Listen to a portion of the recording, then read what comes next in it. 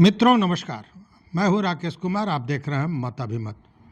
मित्रों, ये जो विशेष सर्वेक्षण संविदा कर्मी और अभियंता संघ है, इनका अनिश्चितकालीन जो हड़ताल है वो जारी है। आज छठे दिन भी पूरे जोशो खरोश के साथ ये हड़ताल पर डटे रहे और सबसे बड़ी बात है कि छठे दिन भी संख्या में कोई कमी दिख नहीं रही है और जोश भी बरकरार है। इसको लेकर तमाम तरह की बातें हो रही हैं, लेकिन सबसे बड़ी बात यह है कि विभाग द्वारा नोटिस देने, इनको चयन मुक्त करने, संविदा रद्द करने जैसी तमाम धमकियां, तमाम कार्रवाइयां शुरू कर दी गई हैं। बावजूद इनके जोश पर, इनके हिम्मत पर, इनके आंदोलन पर कोई असर दिख नहीं रहा है। और उसका कारण ये है कि ये जो कर्मी हैं, जो हड़ताल पर हैं, इनका भी मानना है कि नीतीश कुमार ने ही उनको यह नौकरी दी या मौका दिया, तो नीतीश कुमार के सपनों को वो हर हाल में पूरा करेंगे। मतलब कि सर्वे को पूरा करने के लिए कटिबद्ध हैं। लेकिन उनका ये कहना है कि जिस तरह अभिभावक की तरह नीतीश कुमार ने उन्हें नौकरी दी, तो अब डर से भी मुक्त करने का काम अभिभावक का ही है। इसलिए उनको भय मुक्त करने के लिए अब तो मामला है मात्र एक। देखिए, जो बार बार ये आ रहा था कि 5 सूत्री मांग, हमने ये कहा था कि बहुत मतलब एक तरह से कहे कि इलास्टिसिटी है, एक लचीलापन है आंदोलनकारियों में। वह चाहते हैं कि उनको सुरक्षा मिले, लेकिन इसके लिए लड़ाई के मूड में नहीं है। कहने का मतलब आंदोलन करना अलग बात है, लड़ाई करना अलग बात है। मतलब सरकार के विरुद्ध कोई नहीं है। सभी लोगों का ये कहना है कि सरकार की जो मंशा है, सरकार का मतलब नीतीश कुमार का जो सपना है, उस सपने को हम लोग हर हाल में पूरा करेंगे और पूरा करना चाहते हैं। लेकिन इसमें अड़ंगा लगा रहे हैं जो पदाधिकारी हैं वो लोग। और पदाधिकारी ही अगर यह सर्वे नहीं होता है किसी भी कारण से, तो इसके दोषी पदाधिकारी माने जाएंगे। इसको लेकर कल आपने देखा होगा कि एक रिटायर्ड आईएएस पदाधिकारी जो हैं यादव जी, वह भी पहुंचे थे, ओम प्रकाश यादव, और उन्होंने तो बाकायदा मंच साझा किया और बहुत सी बातें बताई।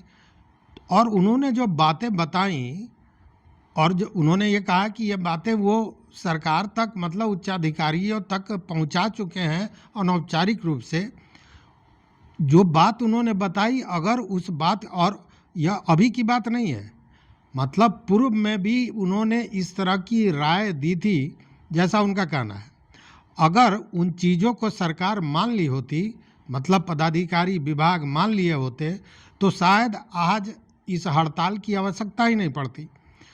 चूँकि बड़ा, देखिए एक बात मैं बताऊं, अभी आपने सुना होगा नगर निगम को लेकर, नगर निगम चुनाव को लेकर हाईकोर्ट में एक मामला था जो अब सुप्रीम कोर्ट में है।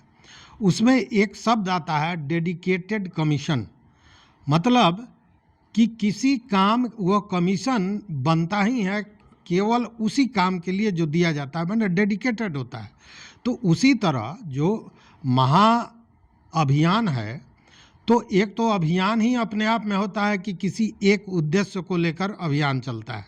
जैसे स्वच्छता अभियान, उसमें केवल स्वच्छता की बात की जा रही थी, उसमें पढ़ाई की बात नहीं की जा रही थी, उसमें स्वास्थ्य सेवाओं की बात नहीं की जा रही थी, वो अभियान था।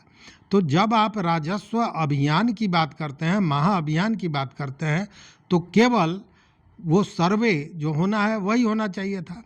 तो इन लोगों को, जो कर्मी हैं, उनको तरह तरह के काम में भी फंसा दिया गया था, फंसाया जाता रहा है लगातार, ये कोई नई बात नहीं है। दूसरी बात कि जो एक सम्मानजनक, देखिए इनका कहना क्या है कि ये मान लीजिए कि डिग्री होल्डर हैं या डिप्लोमा होल्डर हैं, इंजीनियर हैं, तो इंजीनियर जिस दिन आदमी बनता है उस दिन एक सपना होता है, एक सोच होती है कि वह व्यक्ति समाज में एक अच्छे ओहदे पर आ गया है। नौकरी दी गई अमीन की, अब वो भी संविदा पर। अब संविदा पर जो अमीन और वो हैं इंजीनियर, तो उनको किस किस तरह के मानसिक पीड़ा से को झेलना पड़ रहा है, यह फील्ड में हम लोगों ने देखा है। और स्पष्ट, चूँकि पत्रकार हैं तो स्वाभाविक है कि समाज में घूमते हैं, लोगों से बात करते हैं, तो वो पीड़ा हमने देखी है। ठीक है, कुछ तरह की भ्रांतियाँ भी होती हैं, कुछ शिकायतें भी आती हैं, तो वो हर जगह होता है। 5 अंगुली है तो पाँचों बराबर नहीं होता। बावजूद इसके सारे लोगों ने अब तक यह मन बना रखा है कि नीतीश कुमार की इसमें कोई गलती नहीं है, सरकार की गलती नहीं है।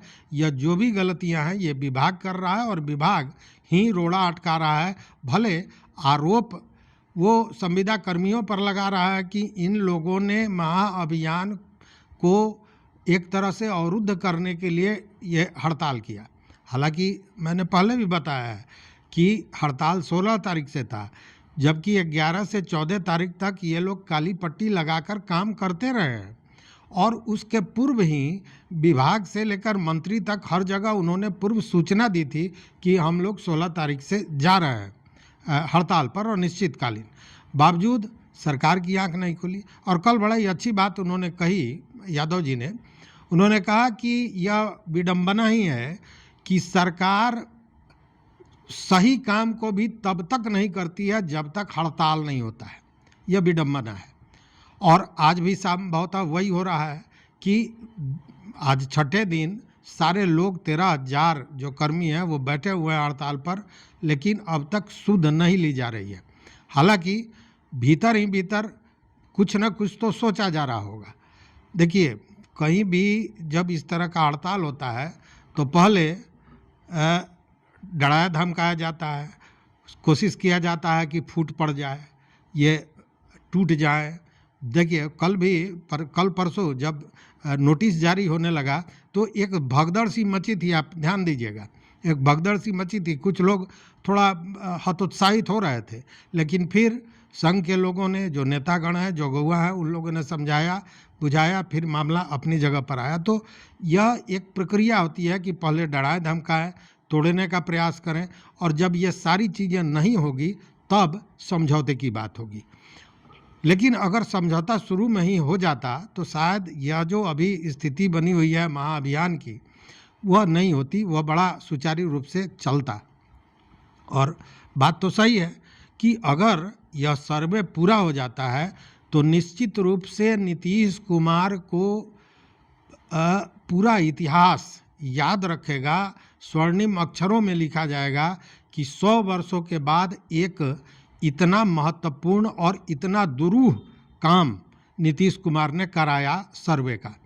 आपको याद होगा, सर्वे अंग्रेज़ों के ज़माने में हुआ था, कैडेस्ट्रल सर्वे जो 1910-15 तक समाप्त हुआ। बीच में कोशिश हुई थी रिविजनल सर्वे की, लेकिन वो सर्वे पूरा नहीं हो सका था। और अब यह सर्वे, लेकिन इसमें भी कहीं ना कहीं रोड़ा अटकता दिख रहा है। जो बातें जो विभाग के पदाधिकारी कह रहे हैं कि हम हटा देंगे और दूसरे लोगों को रख लेंगे, तो दूसरे लोग आएंगे कहाँ से? दूसरे लोग भी आएंगे तो इन्हीं में से बहुत लोग आएंगे, और जब दूसरे आएंगे तो फिर दूसरे को आपको बताना होगा कि सर्वे क्या होता है, कैसे होता है। इन लोगों ने एक मुकाम तक सर्वे को पहुंचाया है, जितना ही हो। और ऐसा नहीं है कि कई जगह सर्वे पूरा हो चुका है, यह भी जानते हैं। जब यह सर्वे 80 गांव में पूरा हो गया और वहाँ पे तमाम तरह के नई योजनाएं शुरू की जा रही हैं, ये सारी बातें जब विभाग करता है तो सीना चौड़ा करके करता है, जैसे बहुत बड़ी उपलब्धि हमने ले ली। लेकिन उपलब्धि एसी कमरे में बैठे हुए पदाधिकारी की सोच हो सकती है। मेहनत इन कर्मियों का था जो भरी धूप में घूम रहे थे, जहाँ व्यवस्था पानी की नहीं, जहाँ किसी तरह की व्यवस्था नहीं, वहाँ भी जाकर गांव-गांव, घर-घर उन्होंने सर्वे किया और उसे मुकाम तक पहुँचाया। तो जो नए लोगों की बात हो रही है, उनसे ये कदापि होने वाला नहीं है। और व्यथा इनकी कि एक तरफ ये जो हड़ताली कर्मी हैं वो ये कह रहे हैं कि नीतीश जी के सपने को पूरा करेंगे, लेकिन जब उनको अपना सपना टूटता नज़र आ रहा है तो तो रोने को मजबूर हो जा रहा है, रो रहे हैं। सर आपको पता होगा कि जब सर्वे शुरू हुआ है तो मुख्यमंत्री जी का ये ड्रीम प्रोजेक्ट था सर। अच्छा। उन ड्रीम प्रोजेक्ट में हम लोगों के इंजीनियरों को बीटेक के डिप्लोमा होल्डर अपना वो ड्रीम पूरा करने के लिए हमारे ड्रीम को साथ में लेकर हमको ये नियुक्ति दी गई थी सर। लेकिन सर आप बताइए हमारे ड्रीम पर ही ताला लगाया जाएगा तो कैसे भला होगा सर।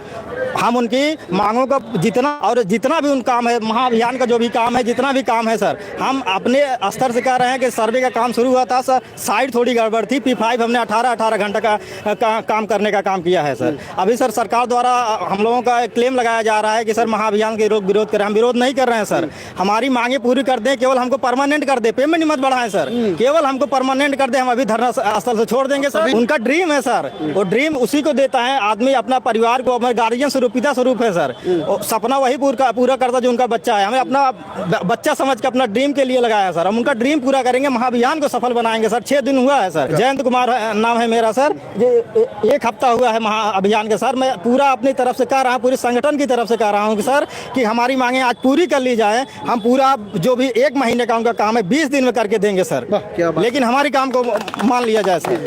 हम सर आपसे बता दें 6 दिन से हम लोग धरना स्थल पे हैं सर। हम लोग सर पटना जंक्शन पे रहते हैं, रात भर कैसे सोते हैं, मच्छर काटते हैं सर, कुलचा छोला खा के सर यहाँ पे आते हैं, दिन रात यहाँ पे धरना दे रहे हैं। लेकिन एसीएस साहब कर रहे हैं आपकी नौकरी से हम निकाल देंगे, ऐसा करेंगे सर। बताइए सर हम किस मुख से जाएंगे सर, हम घर पे कैसे जाएंगे, हमारी नौकरी अगर छीन ली गई तो हमारे सर रोना आ रहा है हमको सर।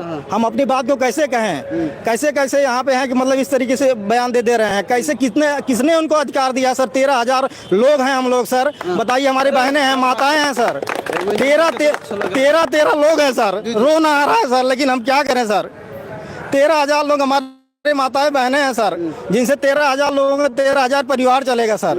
लेकिन इस तरीके से हमारे साथ किया।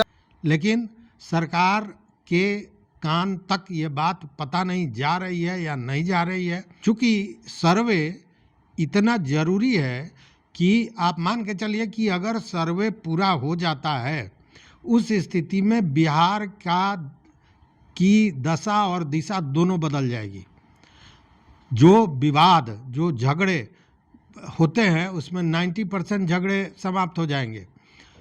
लोगों को जब पता होगा कि ये ज़मीन हमारी है, इस पे हमको काम करना है, इसमें कोई भूमाफिया, कोई पदाधिकारी, कोई कर्मचारी, कोई भी इसमें इंटरफेयर नहीं कर सकता है, तो स्वच्छंद होकर काम करेगा। आज के दिन में स्थिति क्या है कि भूमाफिया पहुंचता है, आपके ज़मीन पर चला जाता है, और राजस्व विभाग कितना साफ़ सुथरा है आप जानते हैं, फिर मिली भगत होती है, और जो ओरिजिनल जो रैयत है वह भी काम नहीं कर पाता है और मामला विवाद में चला जाता है। तो ये पुरानी कहानी है, ये होता रहता है।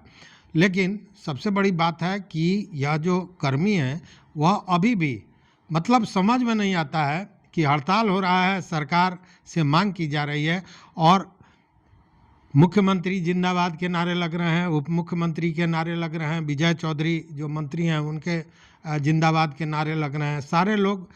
मतलब कहीं से एक विद्वेष की भावना इन लोगों में नहीं है। सरकार के प्रति यह कहीं ना कहीं कृतज्ञ हैं कि सरकार ने उन्हें नौकरी दी, और सरकार क्या जो सपना है उसको पूरा भी करना चाह रहा है। लेकिन अपनी सुरक्षा तो हर कोई चाहेगा, तो सुरक्षा की मांग कर रहे हैं। और इसमें यह बहुत बड़ी मांग नहीं है, जितना बिहार सरकार ने अभी बांटा है, और मैं तो कहूँगा कि बहुत जगह ऐसा बांटा है जिसकी ज़रूरत नहीं थी। हो सकता है कि ये थोड़ा विवादित लोगों को लगे, लेकिन अगर आप पूछिएगा तो मैं बताऊँगा वैसे जगह को जहाँ ज़रूरत नहीं थी, वहाँ भी पैसा फेंका गया है, चूँकि मामला चुनाव का है। और यह जो लोग आपके सपने को पूरा करने जा रहे हैं, उनके लिए आप एक यह व्यवस्था नहीं दे सकते हैं, तो ये बड़ा खेद का विषय है। तो सरकार को चाहिए कि लोगों को बैठाए, बात करे, और एक रास्ता सम्मानजनक ढंग से निकलना चाहिए कि यह कर्मी भी अपने को सुरक्षित समझे, और सरकार ने जो सोचा है बिहार को विकसित बिहार बनाने के लिए, उसमें ये अपना सहयोग दे सके। तो इस पर अपनी राय जरूर दीजिएगा मित्रों। अगर चैनल पर नए हो तो सब्सक्राइब कीजिए, लाइक कीजिए, दोस्तों के साथ शेयर कीजिए, और अपना विचार जैसा मैंने कहा जरूर दीजिए। बहुत बहुत धन्यवाद, कोटिशः आभार।